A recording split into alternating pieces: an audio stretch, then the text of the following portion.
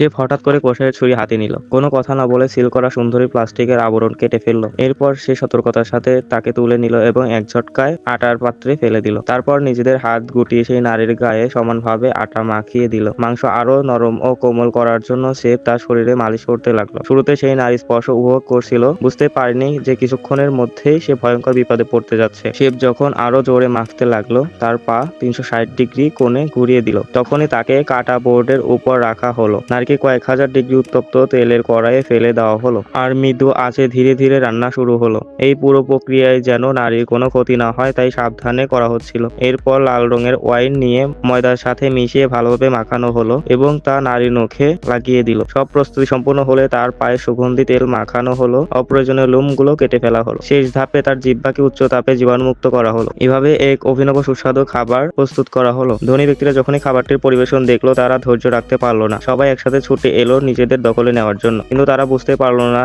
তারা ইতিমধ্যে সেই নারীর পরিকল্পিত ফাঁদে পা দিয়েছে। নারী তাদের শক্ত করে বেঁধে ফেললো এবং তাদের মুখ বেঁধে ফেললো। ধনী ব্যক্তিরা বুঝতেই পারলো না যে শেষ পর্যন্ত তারা নিজেরাই সেই খাবার পরিণত হতে যাচ্ছে যার তারা খেতে চেয়েছিল।